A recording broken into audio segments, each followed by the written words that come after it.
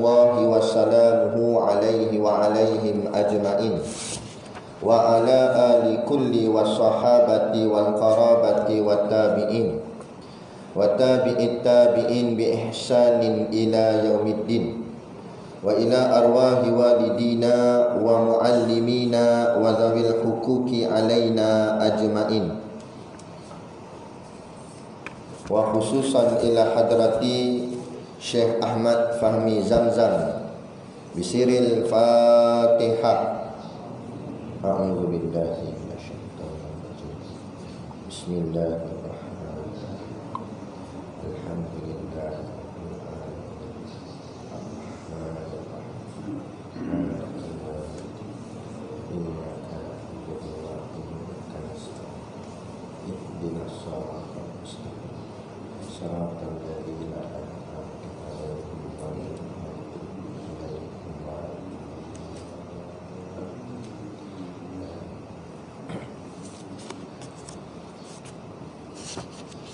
Bismillahirrahmanirrahim.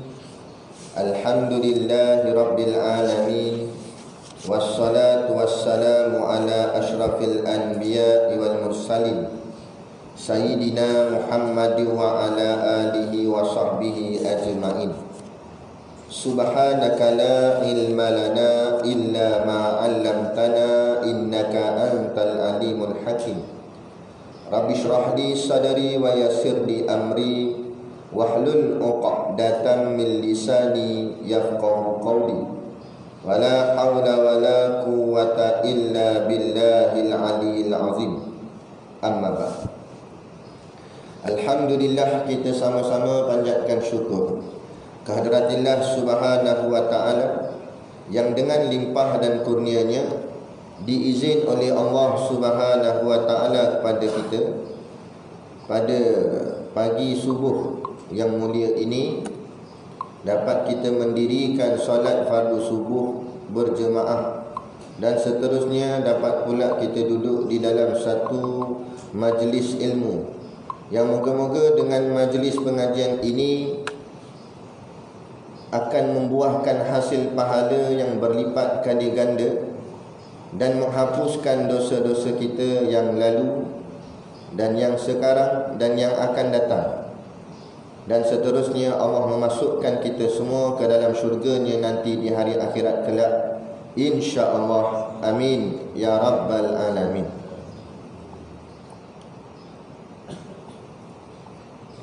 Yang saya hormati pengerusi masjid dan seluruh saf kepimpinannya, para imam, para bilal, Tok Siap yang tak dapat kita nak sebutkan namanya satu persatu, yang amat-amat disanjungi para asatizah, alim-alim ulama, tuan-tuan guru, ustaz ataupun ustazah yang mungkin hadir pada pagi ini, mohonlah ditegur kepada hamba yang fakir dalam bidang ilmu ini.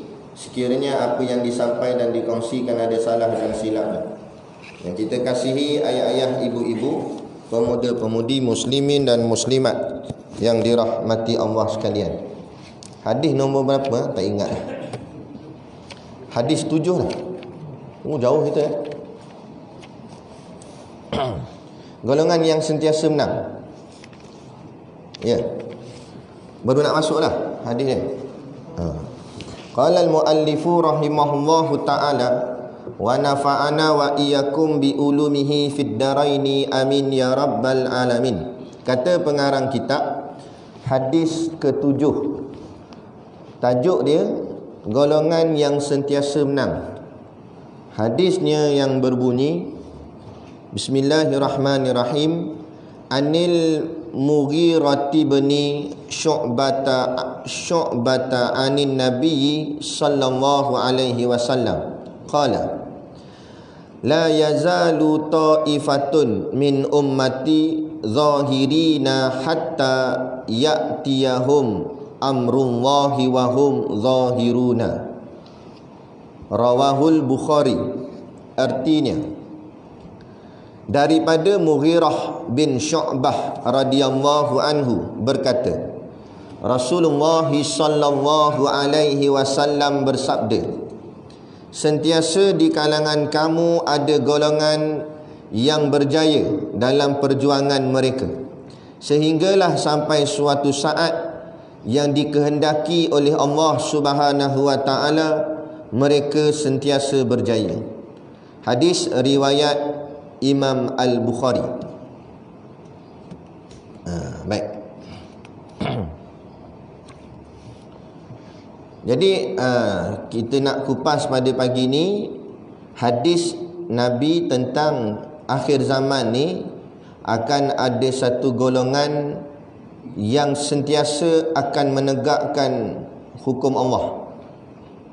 Dipanggil Taifah, satu kumpulan atau satu jemaah yang akan sentiasa, walau macam mana sekalipun, walaupun difitnah, dicaci maki, macam-macam lah musuh akan buat, dia tetap tegak dan bersilih ganti pemimpin-pemimpinnya, walaupun mati seorang, bangkit seorang untuk teruskan perjuangan ni. Dan perjuangan ni takkan boleh lenyap, buatlah macam mana pun takkan boleh lenyap. Yang ni yang dimaksudkan sebagai golongan yang sentiasa menang. Baik. Hadis ni hadis sahih riwayat Imam Al-Bukhari. Kita bacakan sekali lagi hadisnya. Anil Mughirah bin Syu'bah anin Nabi sallallahu alaihi wasallam qala. Daripada sahabat Nabi yang bernama Mughirah bin Syu'bah radhiyallahu anhu berkata, La yazalu ta'ifatun min ummati. Makna kata akan berlaku sentiasalah, maknanya takkanlah satu kumpulan daripada umat kamu ini, sentiasa di kalangan kamu itu ada golongan yang berjaya, zahirina hatta ya'tiyahum amrullah. Mereka ini berjaya dalam perjuangan mereka itu hatta sehinggalah ya'tiyahum, sampai suatu saat amrullah, perintah Allah atau apa yang dikehendaki Allah. Makna dikehendaki Allah di sini iaitu dengan kemenangan. Yakni kemenangan. Wahum zahiruna, dan mereka sentiasa berjaya. Mereka sentiasa menzahirkan. Maksud berjaya di sini maknanya menzahirkan dirinya. Maknanya takkan pernah mengaku kalah. Jadi kumpulan ni boleh jadi belumlah menang keseluruhan, tetapi kumpulan ni dia takkan kalah. Dia tak pernah kalah. Dia tak pernah dikalahkan. Lepas tu kita kena faham. Walaupun mungkin kita tak dapat Putrajaya tu keseluruhannya, sebuah kerajaan, walaupun mungkin sebahagian sahaja, tetapi kita tak pernah jatuh. Kita tak pernah kalah. Orang kata tu kalah pilihan raya tu pilihan raya. Masuk kalah di sini lenyap tu ke? Tak pernah lenyap. Tak pernah lenyap. Akan terus cahaya tu, dia paling kuat pun dia macam nak padam je, tapi tak padam. Macam api ditiup angin, dia bergoyang-goyang api tu, tapi dia tetap menyala. Itu maksud kumpulan yang sentiasa menang. Okey. Dia begini. Sebelum kita kupas dia punya keterangan dalam kitab ni. Perjuangan Islam ni tuan-tuan, perjuangan Islam, harakah Islamiyah, itu dalam bahasa Arab dia. Harakah Islamiyah ni, asal perkataan harakah tu makna gerak. Islam. Harakah Islamiyah maknanya gerakan Islam. Gerakan Islam ni dia ada seluruh dunia. Walaupun dalam hadis ni kata akan satu taifah. Maksud satu taifah ni, kumpulan tu banyak setiap negara, tapi matlamatnya sama. Kan? Malah tapis-tapis boleh. Di Malaysia kita kenalnya dengan nama PAS. Di di Mesir dikenali dengan namanya Ikhwanul Muslimin. Di Palestin dikenali namanya dengan Hamas. Ini semua adalah harakah Islamiyah, gerakan-gerakan Islam. Betul dah, di Malaysia dipanggil parti, tetapi asal tujuan penubuhan bukan parti, Tapi asal tujuan penubuhan ialah harakah Islamiah. Kadang-kadang orang yang mengaku PAS sendiri pun tak faham dia ni. Kan?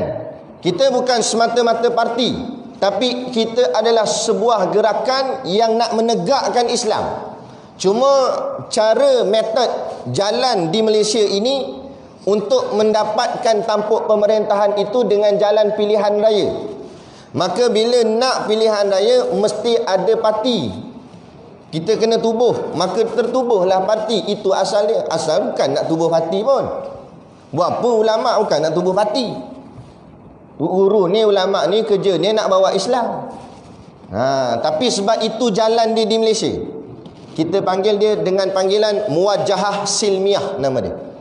Muwajahah silmiah ni maknanya gerakan dalam bentuk aman, tetapi tetap tegas dalam nak menegakkan Islam. Yang ni yang kita panggil dengan jihad ilmu ataupun jihad hujjah. Kita berjuang atas ilmu, berjuang atas hujjah.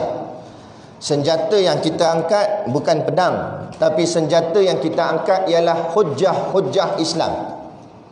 Hujjah-hujjah agama untuk nak membuktikan bahawa inilah kebenarannya. Kepada semua, termasuk yang bukan Islam dan yang sekali yang Islam, samalah. Berbeza dengan perjuangan di Afghanistan, di Iraq, di sana ataupun di Palestin. Di sana dipanggil jihad qital. Jihad qital ni maksudnya jihad qital, bunuh. Dengan dia punya perjuangannya angkat senjata.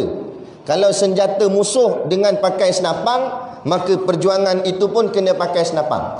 Kalau senjata musuh pakai pedang, maka kita pun pakai pedang. Tapi musuh kita di Malaysia, dia pakai mulut, maka perjuangan kita pun pakai mulut. Itu kaedah dia. Kan? Ada satu kumpulan dia kata tak boleh. Kan? Kumpulan tu nama Hizbut Tahrir.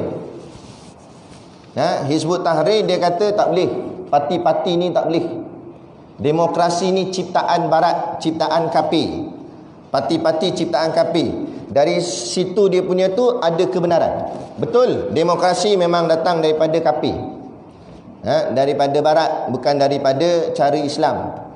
Parti-parti ni pun bukan daripada cara Islam, cara kafir. Kan? Tetapi bagaimana kita nak melaksanakan perjuangan Islam? Hizbut Tahrir kata kita tak bolehlah ikut kafir, makna kita kena ikut sunnah Nabi. Ikut sunnah Nabi iaitu dengan angkat pedang. Jadi kita timbul persoalan, adakah kesesuaian di negara kita berjuang dengan mengangkat pedang? Bukan masalah kita mempertikaikan sunnah Nabi, tapi apa implikasi, apa impaknya kalau hari ini kita berjuang dengan mengangkat pedang di Malaysia? Apa pandangan orang bukan Islam kepada Islam? Dia akan kata Islam agama kejam. Sebab apa? Sebab kita penggal kepala mereka. Kepala DP. Darah habis. Habislah rosak imej Islam. Tu kena faham, kena cerdik. Kena menyesuaikan agama dengan keadaan. Kita tak membelakangkan agama, tapi mencari kesesuaian yang sesuai. Jadi kena faham. Jadi itulah kaedah namanya muwajahah silmiah. Maka tertubuhlah parti kita masuk. Dan adakah jadi salah kalau kita ikut kafir? Kita tak ikut kafir. Makna ikut kafir, ikut telunjuk kafir. Tu baru kata ikut kafir. Dan tadi buat parti, buat dalam demokrasi itu kan ciptaan kafir. Betul dah kita pun pakai telefon ciptaan kafir tak? Adakah dengan kita pakai telefon ni jadi kafir? Padahal ni kan ciptaan kafir. Kereta ciptaan kafir, macam-macam lagi alat-alat yang kita pakai. Silat-silat mikrofon ni pun ciptaan kafir. Datuk Imam pakai mikrofon tak? Macam mana? Jadi bukan masalah menggunakan ciptaan kafir, masalahnya mengikut kafir, tu baru salah. Tapi menggunakan ciptaan kafir untuk lawan si kafir tak salah. Jadi kita menggunakan demokrasi yang dicipta oleh kafir, tetapi tujuan guna tu untuk lawan mereka balik, untuk nak tegakkan Islam. Tu betul. Facebook ni dia yang cipta dia tu orang Israel. Nama dia Mark Zuckerberg. Pelik nama orang kafir, nama orang jahat memang buruk nama dia. Mak Zuckerberg. Jangan buh nama anak lah. Mak Zuckerberg tu dia orang Israel. Dia buat Facebook. Tu apa nama, cuba kalau kita tengok warna Facebook tu, warna biru dia tu sama dengan warna biru bendera Israel. Sebiji. Warna biru apa? Biru awan. Biru langit. Cair-cair sikit tu. Tu. Nah, dan tujuan dia buat bukan saja-saja nak sonok kita, budak kita. Sonok selfie sana, selfie sini. Biodata diri. Padahal itulah cara dia untuk membanci penduduk dunia. Untuk dapatkan maklumat penduduk dunia dengan cara dia buat Facebook. Boleh kira hampir semua penduduk dunia 98% semua ada Facebook. Betul tak? Kemudian dalam Facebook pula kita tulis nama kita, alamat, semua tarikh lahir lengkap habis. Dah, apa payah dia nak cari rekod. Nak cari orang ni tekan keluar. Lepas tu sekarang ni dipanggil apa? Hashtag. Apa benda tu? Kan? Kita tag tu dia jadi naik. Dia macam highlight lah. Kalau kita tulis Yahudi, terus benda tu sampai kat Yahudi. Jadi dia tahu siapa yang kata, siapa yang cakap. Ini terbukti. Tuan-tuan, untuk makluman kita bersama, sekarang ni kebangkitan Islam dah makin naik. Kebangkitan Islam dah makin naik. Lagi-lagi belah timur. Timur ni termasuk juga kawasan kita, Nusantara. Salah seorang yang bangkit tu, dia seorang Habib. Habib ni maknanya anaknya keturunan, cucu cicit keturunan Nabi SAW. Dia nama dia Habib Rizik Shihab. Sekarang ni dia ditahan oleh polis Indonesia. Habib Rizik Shihab ni dia digeruni oleh dunia, termasuk Israel, termasuk Amerika. Tu nombor satu. Daesh, ISIS itu ciptaan kafir, ciptaan barat, ciptaan Amerika. Saja nak tunjukkan Islam ni ekstrim, saja nak tunjukkan Islam ni teroris, jahat. Tapi yang sebenarnya nombor satu yang paling dia gerun, yang paling dia takut, Habib Rizik Shihab. Sebab dia telah membangkitkan semangat anak-anak muda untuk pertahankan Islam. Di Indonesia, budak-budak yang jahat-jahat, nakal-nakal, jenis bertatu apa semua ni, dia tarik budak-budak ni kepada dakwah Islam. Akhirnya walaupun dia macam tu perangai, tapi semayang dan semangat untuk mati untuk Islam. Kadang-kadang kita yang berkopiah serban ni pun suruh perjuang Islam pun takut-takut. Betul tak? Nak cakap perjuangan Islam di masjid pun tak berani. Tak payah kata orang awam, ustaz pun tak berani. Nak cakap parti Islam pun takut juga. Baru sebut parti, pengusi dah muka belik. Bukan sinilah, tempat lain. Berapa kita nak takut? Padahal kita cakap pasal agama kita kan. Parti Islam tu agama kita lah tu. Parti Islam, Islam tu agama kita. Apa jadi takut? Orang sebut parti Hindu tak ada takut pun kat kuil dia. Sebut parti agama dia tak ada takut pun. Kenapa kita nak sebut parti agama kita jadi takut? Yang ni mentaliti yang telah ditanam. Jahatnya orang kafir ni. Yang ni yang dia Habib Rizik bawa ni. Akhirnya mereka ni ada cubaan bunuh. Ada cubaan bunuh dalam satu perjalanan. Dia dikawal ketat sebab dia memang orang cari dia. Dia dikawal ketat. Akhirnya pengawalnya budak-budak muda 6 orang mati ditembak. Ni nak ceritanya, kita berada di zaman yang sangat mencabar. Jangan kita bersangka relax-relax kan. Lepas ni perjalanan perjuangan ni dia akan makin deras, makin laju. Makin kita akan nampak satu-satu akan timbul. Pak. Yang ni mereka ni memang ada ejen-ejen CIA lah apa semua ni daripada barat ni. Kita cakap ni pun ada. Jadi ada seorang sahabat saya, dia ustaz juga, namanya Ustaz Syarkawi, Ustaz Syarkawi Husin. Jadi kawan saya ni, Ustaz Syarkawi ni, dia tulis kat Facebook. Dia tulis selamat pulang Habibana Habib Rizik. Sebab Habib Rizik tu sebelum ni dia duduk di Arab Saudi 3 tahun. Dia duduk di Arab Saudi 3 tahun. Kemudian lepas 3 tahun tu, dalam tahun ni jugalah, baru-baru ni, bila dah orang cakap apa, Covid ni nampak reda sikit, dia mula terbang daripada Arab Saudi balik ke Indonesia.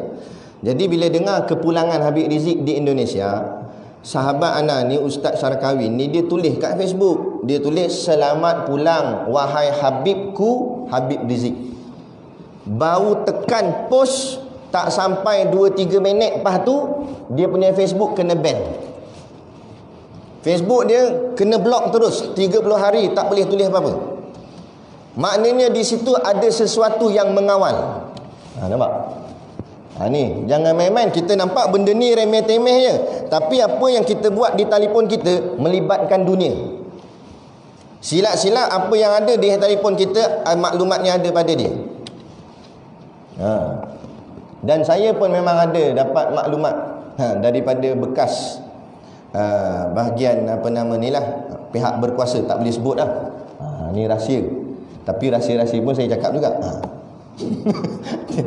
Dia kata, Ustaz, kalau Ustaz nak tulis kat WhatsApp ke apa-apa, dia kata cover-cover sikit. Sebab segala maklumat dia orang boleh dapat, walaupun kita dah delete. Lepas tu tuan-tuan, kan, anak hantar gambar sebagainya kat suami kita, kat isteri kita, hati-hati. Sebab gambar tu, walau kita dah delete dalam telefon kita, dekat maklumat dia, data dia ada simpan. Gambar, video, semua ada. Sebab tu tak pelik bila berlaku kes mahkamah, dia boleh korek balik semua tu. Dia memang boleh check balik. Dia korek balik voice kita, WhatsApp kita, message kita, gambar kita, video kita, semua dia boleh dapat balik. Sebab benda ni ada storage dia. Memang kita simpan kat sini, tapi bila kita upload, kan dia ada loading tu. Loading tu dia nak masuk kat dia punya, disimpan kat dia. Kita delete sini, kat dia tak delete lagi. Dan Amerika peruntukkan satu bangunan khas untuk simpan segala data-data yang dalam Facebook, dalam apa semua ni. Dan saya belajar pula daripada geng marketing umrah. Apa nama, sahabat saya buat travel umrah. Buat travel umrah. Dia kata, Ustaz, macam mana kami nak naikkan iklan kami, marketing kami? Dia kata ada cara. Rupa-rupanya kepala dia Facebook, kemudian yang lain-lain ni Instagram lah, apa macam-macam, kilogram apa semua ni, itu dia punya macam anak buah dia. Sebab tu kalau tuan-tuan perasan, kalau tuan-tuan type dekat Google, tuan-tuan type, contoh type apa? Kita teringin nak pergi umrah lah, kita pun search kat Google travel apa, kita pun tulis travel umrah terbaik dunia, contoh. Dia pun keluar senarai, kan? Lepas tu kita layani application yang lain. Kita buka Facebook, automatik keluar iklan travel umrah. Betul tak? Kita buka apa nama, Lazada ke apa ke, benda-benda lain, keluar benda sama tak? Sama juga kalau kita Google, katalah kita Google apa? Dia nak cari kereta Proton X50. Dia pun search kat Google Proton X50. Lepas tu dia buka application kan, keluar gambar kereta tu, ni iklan tu keluar. Memang tu cara dia. Sebab tu kawan yang saya kenal di travel tu, dia kata memang itu cara dia, Ustaz. Sebab itulah kita jadi seolah-olah internet ni macam tahu isi hati kita. Betul tak? Kita Google benda tu, lepas tu dia keluar kat Facebook, kita pun travel ni lah, padahal sebenarnya itu rangkaian dia. Dia boleh tahu apa kita nak, dia akan keluarkan. Tak macam Dajjal tu. Dia boleh tahu apa kita nak, apa kita suka. Dia keluar tu apa benda kita nak. Ni sistem barat, sistem Yahudi laknatullah. Jangan main-main, kan? Baik. Dan kita kena faham, perjuangan Islam ni Walaupun macam mana barak Yahudi laknatullah ni buatlah sehebat mana pun, kecanggihan teknologi ke apa ke, sebagai orang Islam kita kena yakin Islam tetap akan menang. Sama ada menangnya di zaman kita, atau zaman anak kita, atau zaman cucu kita, atau bila-bila, tapi kita yakin ia tetap akan menang. Bak kata kawan saya, ataupun saya anggap dia sebagai abang, Ustaz Syakirin, kan? Silap tadi tu Ustaz Syarkawi Ishak, ayah ni Bung Husin ayah dia, terbalik.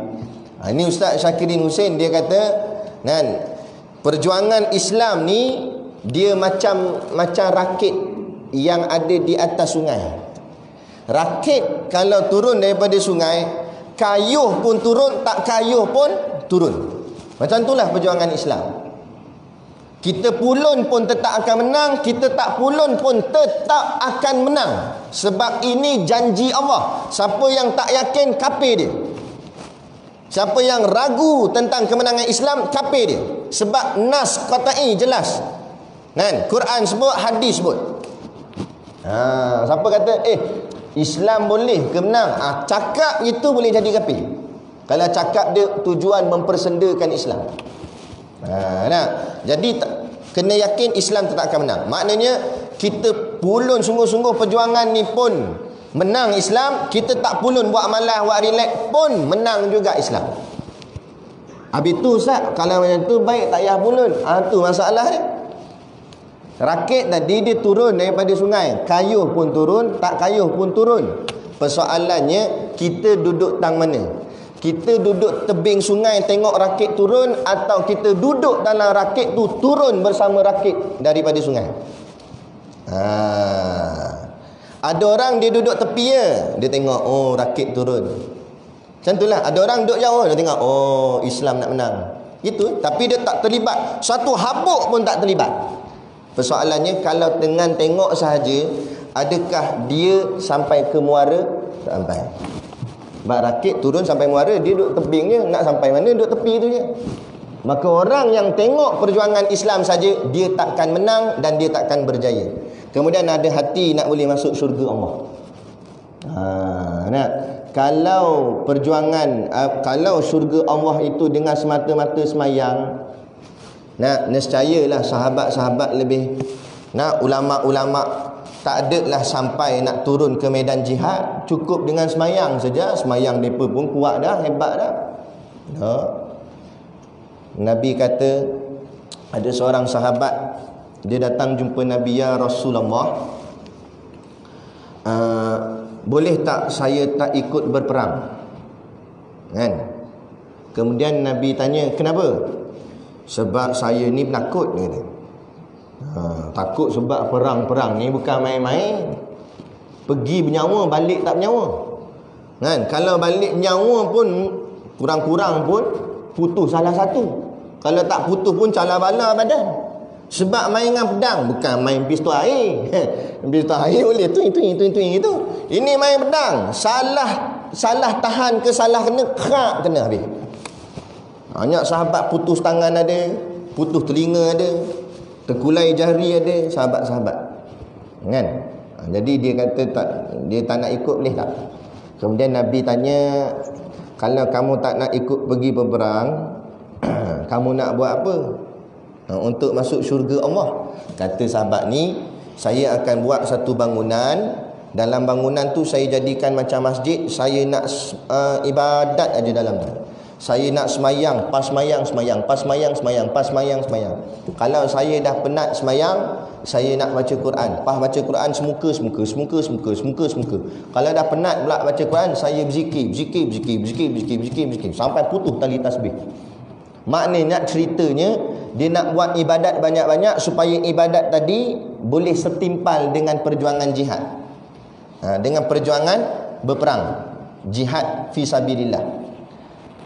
Kemudian bila Nabi dengar sahabat tu cakap gitu, Nabi senyum dan Nabi geleng kepalanya. Nabi berkata, sesungguhnya anak kunci syurga duduk di bawah mata pedang. Apa maksud Nabi? Daripada hadis ni lah ulama-ulama haraki menghuraikan. Maknanya nak boleh masuk syurga Allah, bukan semata-mata dengan sembahyang saja, bukan semata-mata baca Quran saja, bukan semata-mata zikirnya saja. Sembahyang itu untuk meningkatkan keyakinan kita pada Allah. Orang kata macam cas bateri. Sebab nak pergi berjuang sekejap gini kena ada bateri yang kuat. Ni sembahyang tu cas bateri. Dan bukan hanya Islam ni dengan baca Quran. Kalau setakat baca Quran, orang kafir pun boleh baca Quran. Tapi tugas sebagai umat Islam membaca Quran dan menegakkan hukum yang dia baca dalam Quran. Dan bukan hanya semata-mata zikir. Kalau zikir, orang kafir pun boleh tiru-tiru zikir kita. Saya ada seorang sahabat Cina, namanya Sun Sun Peng nama dia. Betul kan? Dia ni kawan dengan orang Melayu. Bagus dia. Jadi bila habis makan sendawa gitu, dia pun sebut Alhamdulillah, dia kata. Mana dia boleh sebut Alhamdulillah, Alhamdulillah. Ni sebuah zikir. Mana dia boleh sebut, mana orang kafir pun boleh sebut. Kalau setakat kita bangga boleh sebut zikir, orang kafir pun sebut. Tapi zikir yang kita lafazkan tu, kita bukan hanya lafaz di bibir, maka kita zahirkan dengan tindak tanduk perbuatan kita, menegakkan lafaz zikir yang kita lafazkan. Allahu Akbar, Allah Maha Besar. Buktikan membesarkan Allah dalam perjuangan kita. Aduh. Bukan semata-mata Allahu Akbar, Allahu Akbar, Allahu Akbar, Allahu Akbar lepas sembahyang. Betul dah tu zikir, bagus dah. Tapi jangan hanya semata-mata zikir. Maka perlu kepada perjuangan jihad. Tadi sampan rakit tu tetap turun. Tapi kalau duk tengok daripada jauh je, apa kita dapat? Maka kita kena lompat duduk atas rakit tu. Maka kita akan turun bersama-sama dengan rakit sampai ke muara. Nak ceritanya, duduk dalam perjuangan dan sama-samalah kita mengharungi perjuangan ni susah peritnya sehingga kita mencapai kepada kemenangan yang dijanjikan oleh Allah Subhanahu Wa Taala. Itu yang sebenarnya. Tapi kebanyakan kita dipanggil istilah play safe. Play safe. Dia main jalan selamat. Dia tak nak, sebab duduk dalam perjuangan. Tadilah duduk atas rakit tu, sungai tu pula faham, sungai penuh batu-batu. Kalau siapa yang biasa main kayak kan, dekat sungai yang jenis air deras tu, faham, kadang-kadang terbalik, kadang sangkut kat batu, macam tu. Mana dalam perjuangan ni bukan mudah macam tu je. Ada halangan, difitnah, dicaci, dipenjara, ada yang dibunuh, ditembak mati, macam-macam. Jadi bila benda-benda ni ramai yang tarik diri. Sebab tu kita cakap tadi, jadi apa kebanggaan kita untuk layak masuk ke syurga Allah kalau kita tak sanggup menitikkan satu titik darah pun demi Islam untuk dapat syurga Allah? Kan? Nak berjuang, badan tak nak cala langsung, sikit pun takut tak boleh. Ada nak macam mana? Jadi tak dapat tidak. Tapi perjuangan kita hari ni di Malaysia bukan sampai nak suruh cala badan pun. Nak cuma suruh pangkah je. Payah. Apa sahaja kita jadi satu. Baru diugut je. Pergi Masjid Al-Falah kuliah subuh Ustaz Syakir, nama kena potong. Tak dapat bantuan. Dah pergi. Nak pergi terus. Ada masa jadi begitu. Bukan sinilah, tempat lain. Kan? Takut. Tak maaf cakap, yang bekerja ada kena mengena dengan kerajaan pula, takut kena hantar Sabah. Apa yang kita kena takut kena hantar Sabah? Kena hantar Sarawak, kena hantar negeri lain. Bukankah tanah tu juga tanah bumi Allah? Nampak? Apa masalahnya? Kita bawa Islam, dia pun hantar kita Sabah. Hidupkan Islam di Sabah. Berjuang, bangkitkan Islam di sana. Nampak? Bak kata guru kami, kalau dia buang negeri kita, dia buang kita, buang negeri atau buang daerah, anggap sebagai melancong. Melancong free. Dia taja. Dia kata, okey, kamu kena pergi Sabah. Melancong, pergi Sabah. Bukan senang. Dia bagi. Nak pergi saja duit tak ada. Ni dia bagi. Kalau dia nak buang negara, minta dia hantar saya Arab Saudi, duduk sana Mekah. Ada tak? Lepas tu kata guru kami lagi, Kalau di penjara, anggaplah uzlah. Ini disebut dalam kitab Minhajul Abidin, kata Imam Al-Ghazali. Kalau di penjara itu, anggaplah uzlah. Kan uzlah, ulama dulu-dulu kan uzlahnya dalam gua. Penjara kan macam gua, dinding semua, tak nampak apa. Duduk dalam tu. Tok Guru Siddiq Noh pernah kena tahan dulu. Alhamdulillah, dekat 25 juzuk Quran dapat hafal. Duduk dalam tu. Sebab duduk luar ni mungkin sibuk sikit, ceramah sana ceramah sini, jadi tak dan nak mengulang, nak menghafal ayat baru, tak dan, tak sempat. Tapi duduk dalam tu, duduk saja dalam tu, ulang, kemah ayat Quran dalam kepala. Jadi sebenarnya kalau orang beriman ni, campaklah di mana pun dia boleh hidup. Itulah sebenar-benar orang beriman. Sebab orang beriman ni ibarat benih yang subur. Mencampak di mana tanah pun dia akan tumbuh pokok di situ. Ada pun orang kafir, benih yang rosak, campak ke mana tanah yang subur pun takkan tumbuh. Ada. Itu jadi apa yang kita takutkan? Apa yang kita risaukan? Dia bunuh kita, mati syahid. Tapi yang jadi takut ni sebab al-wahnu, wahan, penyakit wahan, cinta dunia dan takut mati, kan? Sebab kita takut nak berjuang, nanti pangkat kita kena rampas, jawatan kita kena ambil, kan? Subsidi kena tarik balik. Tengok apa nama, Datuk Ishak Bahrum, bekas mufti Selangor. Berani dia mengatakan bahawa siapa yang terlibat dalam majlis Ratu Cantik ini, hukumnya haram, wajib bertaubat, berdosa. Kan? Dapat surat serta-merta minta diberhentikan. Berhenti, tak ada masalah. Kan? Berhenti. Lebih baik kita diberhentikan jawatan kita daripada Allah berhentikan iman kita. Kalau Allah berhentikan iman kita, ke mana kita pergi? Duduk dalam neraka selama-lamanya. Tapi kalau kita diberhentikan bahagian dunia, iman kita masih kekal di dalam hati. Lepas tu orang yang berjuang, orang yang beriman, dia akan berkata, kamu boleh rampas segala-galanya daripada aku. Kamu boleh rampas harta aku, boleh rampas pangkat aku, boleh rampas jawatan aku, boleh rampas rumah aku, boleh rampas kereta aku, boleh rampas anak isteri aku, tapi kamu takkan boleh rampas iman dalam hatiku. Itu orang yang benar-benar bertakwa, orang yang benar-benar berjuang, orang yang benar-benar beriman. Ini keranakan pangkat, keranakan jawatan, keranakan keduniaan, sanggup dia leraikan iman dia. Habislah. Sedangkan iman itulah barang yang paling mahal yang ada pada kita. Bukan kereta kita, bukan rumah kita, bukan segala-gala harta kita. Iman tu barang paling mahal. Sebab apa mahal? Sebab dia tak boleh dibeli. Barang lain boleh dan beli lagi. Betul tak? TV kita rosak boleh pergi kedai. Iman tak boleh. Lepas tu masa Tok Guru Siddiq Noh dalam tahanan, ada satu orang apik ni, tugas dia macam runner lah. Runner ni maknanya dia boleh keluar pergi beli barang. Jadi dia ambil order daripada semua orang. You mau beli apa? Dia tulis. You mau beli apa? Dia tulis order. Nanti dia keluar, dia pergi cari. Kan? Sampai kat Ustaz Siddiq, dia tanya, Haji lah? Haji mau apa? Saya mau pergi kedai beli. Kata Ustaz Siddiq, tolong belikan saya iman 1 kilo. Iman 1 kilo. Apek tu pula tanya balik, 1 kilo cukup 2 kilo tak mau. Kata Tok Guru, 1 kilo cukup dah, dia kata. Tak apa, hampir carilah, dia kata. Baik-baik Iman Iman 1 kilo. Dia tulis dekat buku dia tu. Dia pergi. Dia pergi dari satu kedai ke satu kedai, dari satu kedai ke satu kedai. Tanya, iman 1 kilo ada? Tak ada. Pergi kedai mana ada? Mana ada orang jual iman? Tapi Tok Guru nak ajar dia, nak tunjuk apa itu iman, berapa tingginya nilai iman.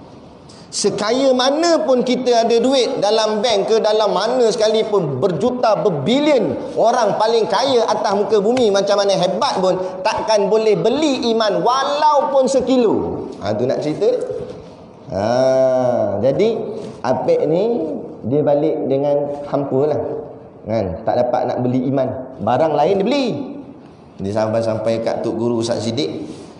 Dia kata, ayah haji barang orang lain saya dapat tapi barang haji tak dapat Ini iman payah mau cari Saya habis kedai saya tanya, dia kata tak ada iman. Tak payah kata 1 kilo, 1 gram pun tak ada. Ini apa barang banyak susah mau cari ni. Dia tanya. Kata Tok Guru, memanglah sebab iman ni datang daripada Tuhan. Kurniaan Allah Ta'ala, bukan daripada makhluk. Sebab tu iman takkan boleh dibeli. Ya, itu macam Apik. Kan? Itu cara dia. Kan? Cara macam mana kita nak memahami betapa tingginya nilai agama. Tapi hari ni kita anggap agama ni bermudah-mudah. Sebab apa? Sebab kita dapatnya dengan mudah. Lahir-lahir dah jadi orang Islam. Ada? Cuba tengok yang bukan Islam kat luar sana tu. Sampai ke mati tak jadi Islam. Bayangkan kalau kita berada di tempat dia. Agak-agak macam mana kalau kita ni tak dapat hidayah daripada Allah, duduk dalam kafir sejak lahir sampai ke mati, dan akhir sekali di hari kiamat dibakar dalam api neraka dan takkan boleh keluar. Kita sejahat-jahat kita orang Islam, tapi kalau ada iman sebesar biji zarah sekalipun, sebesar biji sawi sekalipun, sebut dalam hadis, akan dikeluarkan Allah daripada neraka dan akhirnya masuk syurga. Tak syukur lagi, tak beruntung lagi. Dah tu tanda kita syukur, buka dalam kitab tasawuf. Apa makna syukur? Makna syukur kamu balas balik apa yang telah Allah kurniakan pada kamu. Itu tanda syukur. Syukur kamu ada ilmu, kamu ajar orang lain pula. Itu tanda syukur ada ilmu. Syukur ada harta, kamu kongsikan harta tu pada orang yang susah. Itu tanda syukur. Kamu syukur ada iman, kamu pertahankan iman dan Islam kamu di atas muka bumi. Itu sebagai tanda syukur. Jadi kalau kita ada iman, ada Islam, tapi saat Islam kita diherdik, dihina, dicaci, kita hanya berdiam diri. Di manakah kesyukuran kita kalau gitu? Di manakah kesyukuran kita sebagai tanda syukur pada Allah? Allah dah kurniakan kita Islam dan iman. Ada. Lepas tu ada hati nak masuk syurga Allah.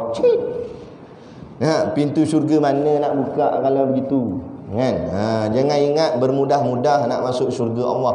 Payah, susah. Mujahadah, pengorbanan, perjuangan. Bukan senang.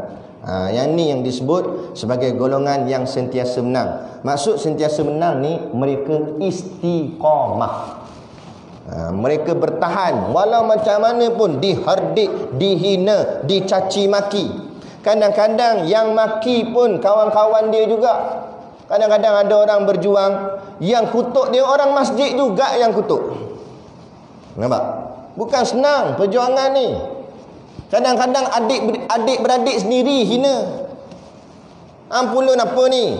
Masa Tok Guru Siddiq Noh kena tahan, kebetulan anak kepada Tok Guru dia punya anak kerja polis. Jadi mereka ni nak meracuni minda Tok Guru, mereka ambil anak kepada Tok Guru punya Tok Guru Siddiq Noh. Pergi jumpa. Ini anak Tok Guru dia ni, tapi kerja polis. Pergi jumpa menghadap Tok Guru Siddiq Noh. Cakap, Ustaz Siddiq, Ustaz berhenti dah Ustaz. Kan? Ustaz nak ceramah, Ustaz ceramah ni adalah bab wuduk, bab semayang, tapi Ustaz jangan sentuhlah kerajaan. Nak buat susah Ustaz je. Sampai kena tangkap gini dah. Anak cucu apa nama ni, anak bini macam mana kat rumah? Kan? Siapa nak bagi makan, siapa nak bagi minum? Kan? Lepas tu Tok Guru tanya dia balik. Tok Guru tanya dia, masa aku berjuang dulu, sungguh-sungguh aku berjuang sehingga aku tak takut siapa-siapa, aku hanya takut pada Allah. Siapa yang bagi makan anak bini aku? Dia tanya orang tu. Boleh tu? Dia kata Allah dah. Ustaz. Okey. Sekarang aku ditahan. Aku tak boleh balik ke rumah. Aku tak dapat jumpa isteri aku, tak dapat jumpa anak aku. Kan? Adakah Allah tak bagi makan dah pada anak dan bini aku? Kalau Allah tak bagi makan dah anak bini aku, Allah bukan Tuhan aku. Jadi polis ni takut. Ustaz jangan cakap macam tu Ustaz. Habis tu Kalau aku dulu di luar, aku berjuang, pertahankan dia, pertahankan Allah, pertahankan Islam pun, dia jamin rezeki anak bini aku. Apatah lagi bila aku berada di dalam, aku ditahan, aku ditangkap. Takkan dia tak jamin rezeki anak bini aku? Di mana tauhid? Di mana akidah kamu? Kamu ni anak tok guru aku. Patut kamu duduk tempat aku duduk tempat kamu. Dia kata. Patut kamulah yang perjuangkan Islam sebab kamu anak tok guru. Senyap kawan. Tak kata apalah kali, tak apalah. Dia keluar. Ya. Memang ada unsur-unsur nak meracun dan sebagainya. Inilah perjuangan. Ini saya cerita betul, bukan cerita main-main. Kan? Kita duduk bahagian luar ni, setakat balik pergi semayang, balik masjid semayang, kita tak nampak benda ni, kita tak rasa. Orang yang duduk dalam perjuangan dia tahu betapa susah dan senang. Anak bini dia macam-macam. Ustaz tengok Ustaz Ibrahim Libya sampai dibunuh. Dicop dia sebagai pondok dia, dikatakan dicop sebagai kem komunis. Kem komunis apa? Ada azan. Lepas tu polis yang masa mengepung tu, dia kata, ke mana pula kem komunis ni ada azan? Ni bukan komunis. Ni bukan komunis jadi soleh pula ni. Dia fitnah. Kan? Akhirnya Ustaz Ibrahim Libya ditembak mati. Serban dia yang warna putih ni jadi merah kerana berlumuran darah. Jadi ada satu orang ni, dia ambil serban ni, dia anak murid kepada Ustaz Ibrahim Libya. Dia ambil sebab dia kenal ni serban tok guru dia. Kita anak murid ni kenal sangat pakaian-pakaian tok guru kita sebab kita selalu mengadap dia. Kita tahu ni serban dia, ni jubah dia. Bila dah jadi keadaan macam tu, dia nampak serban ni, dia kata ni serban tok guru aku, dia simpan. Disimpan kat rumah dia. Dia selit kat ada bawah rumah, dekat celah-celah kayu rumah kampung dia. Dia letak situ. Satu hari dia tengah kemah rumah, tiba-tiba dia bau wangi. Wangi? Tapi bau ni tak pernah bau pada mana-mana minyak wangi. Bau dia tenang je. Nak kata wangi sangat tajam sampai tajam menusuk hidung, tak ada. Tapi bau dia, bila kita bau kita rasa tenang. Kata, mana datang ni? Dia tanya bini dia, kamu ni pakai minyak wangi ke? Tak. Kata, mana datang bau ni? Dia pergi cari. Sama, dia nak cari mana bau ni datang. Semakin dekat. Rupanya bawah rumah dia. Kat sinilah bawah rumah, dia kata bau. Dia gigi cari, tengok ada satu kain terselit. Dia pun dah terlupa dah. Dia selit situ. Kain tu terselit dekat satu alas kayu. Dia tengok, bau sini. Dia pun cium, wangi. Rupa-rupanya itulah bau darah syuhada Ustaz Ibrahim Libya. Dan Tok Guru Siddiq Noh bila dengar cerita ni, dia pergi rumah tu dan dia ambil sendiri bau tu, memang wangi. Nak kata apa lagi? Orang yang pertahankan Islam, darahnya pun Allah muliakan. Kita yang mengherdik Islam, menghantam alim ulama pertahankan Islam, agak-agak darah kita esok macam mana? Daging kita esok macam mana? Jangan. Ini perjuangan yang harmoni. Soal keras tak keras, bukan itu cerita dia. Tengok musuh macam mana bertindak pada kita. Kira keras, musuh lagi keras. Kan? Apa kita nampak, apa benda ni berjuang gini ni. Tak apalah. Jangan sampai hati kita Allah tutup. Sebab tu hati kena ikhlaskan. Takut kita jadi macam mana tuan-tuan? Kita semayang tapi tak nampak jalan kebenaran. Jadi macam golongan Israel. Bila lahir Nabi Muhammad SAW, mereka tak boleh terima itulah Nabi akhir zaman. Mereka tak boleh terima. Padahal mereka tu keturunannya Nabi-Nabi. Bani Israel tu keturunan Nabi-Nabi. Sebab tu muka mereka lawa-lawa, mata biru. Mata sebelah hijau, sebelah biru, perpaduan. Lawa. Rambut blond. Cantik rambut. Kan? Kulit putih. Tengok orang Israel. Sebab dia keturunannya Nabi-Nabi. Tiba-tiba dia harapkan Nabi yang dijanjikan dalam kitab Taurat dan Injil tu, Nabi akhir zaman tu, akan lahir dari kalangan mereka. Sebab mereka ni keturunan yang mereka rasa mereka dimuliakan oleh Allah. Kan? Tengok-tengok lahir daripada keturunan Arab. Arab pula pada ketika itu macam nampak kurang bertamadun. Nak tamadun macam mana? Ada yang tawaf Kaabah dalam keadaan bogel, mabuk, nak kasar sikap. Orang Arab kasar. Nak belanggar bahu, nak bergaduh terus. Kan? Tiba-tiba lahir daripada keturunan yang kita nampak macam keturunan ni apa benda macam tu. Jadi kita takut zaman kita hari ni akan lahir Imam Mahdi daripada keturunan ataupun bangsa yang kita tak sangka-sangka, ataupun satu keturunan bangsa yang mungkin kita nampak macam tak ada apa, macam lemah. Kan? Takut dia lahir situ. Kita yang ada kesombongan, ada ego, ada bongkak dalam diri, takkan Imam Mahdi lahir daripada bangsa ni. Takut jadi macam tu. Sebab tu sebelum apa-apa, hati ni kena tunduk dulu. Kena buang sikap ego, buang sikap sombong, buang sikap takabur, buang sikap nak meninggi-ninggi diri. Rendahkan diri kita. Nah, sebab tu kita sujud, sembamkan muka di atas tanah. Sehebat mana pun muka ni, letak di atas lantai. Tak kira siapa, sultan pun semayang atas lantai, Perdana Menteri pun semayang atas lantai. Tak ada siapa pun disebabkan dia pangkat tinggi, dia semayang letak dekat ni, mozaik. Duduk situ. Ada. Bawah juga nak menunjukkan bahawa siapa pun kita tunduk di hadapan Allah. Kita tak ada apa-apa. Kena buang perasaan tu. Biarlah kita bekas apa pun. Kan? Minta maaf cakap, saya tak pandang siapa pun kalian sebelum ini. Yang saya pandang siapakah kalian di sisi agama. Kalau kalian kuat beribadat, kuat amal soleh, kuat bertakwa, Allah kita pandang hebat. Walaupun dia hanya pernah kerja sebagai tukang cleaner saja, tak ada masalah. Nah, jadi bukan pasal siapa diri kita, tapi siapa kita di sisi Allah. Kan? Ini adalah cerita tentang perjuangan yang macam mana kita nak duduk di bahagian perjuangan Islam. Sebab dia dua je. Bila akhir zaman ni nanti, bila Imam Mahdi dah muncul nanti, dua saja. Sama ada kita akan duduk di belah Imam Mahdi ataupun kita tak duduk di belah dia. Bila tak duduk di belah dia, automatik lawan dia. Walaupun kadang-kadang kita kata saya duduk tengah-tengah, tak ada istilah tengah-tengah. Sebab Allah kata wahadaina hunajdain, aku bentang kepada kamu dua jalan saja, tak ada tiga. Dan Allah bagi tahu kita ada syurga, ada neraka, tak ada tengah-tengah.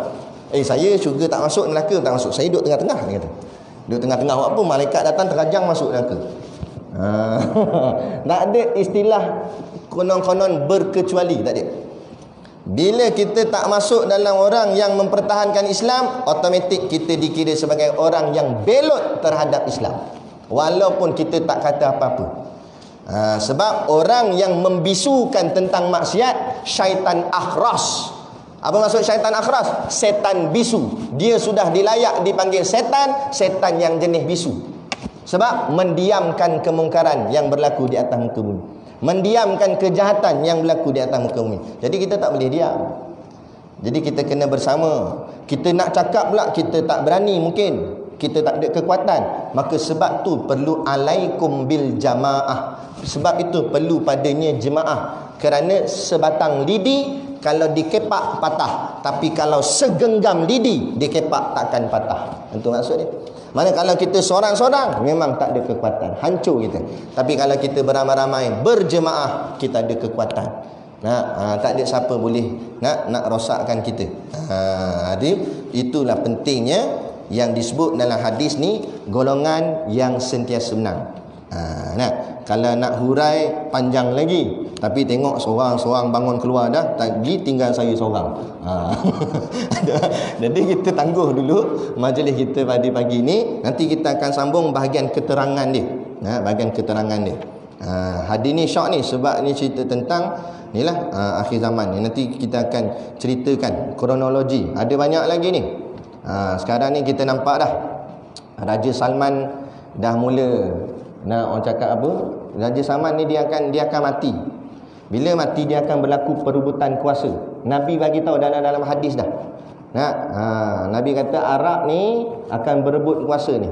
Ada 3 orang yang akan berebut. Lepas itulah maka akan munculnya Imam Mahdi. Maknanya suasana tu sebab dia cakap, lepas ni kita akan nampak lebih cepat lagi. Satu-satu akan keluar. Tup. Mana dia akan makin cepat.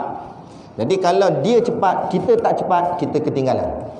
Jadi kita kena ikut arus. Nah, arus apa? Arus agama, bukan ikut arus dunia kemodenan ni. Modelan tak ada lah. Ni arus akhirat kita, arus agama kita. Jadi cukup sekadar tu dulu pada pagi ni yang dapat kita kongsikan. Dan macam biasa ada sikit produk perniagaan ada di luar sana. Bolehlah tuan-tuan membeli sambil niat menderma, insya-Allah. Nah, jadi sekadar tu saya mohon maaf sekiranya terkasar bahasa atau mengguris hati mana-mana pihak. Apapun yang kita sampaikan adalah nak memahamkan masyarakat Islam kita tentang Islam yang sebenar. Kita nak bercakap tentang Islam, jangan ada rasa takut. Kerana bumi ini milik Allah, milik Tuhan kita. Kenapa kita perlu takut untuk menyatakan tentang kebenaran agama kita?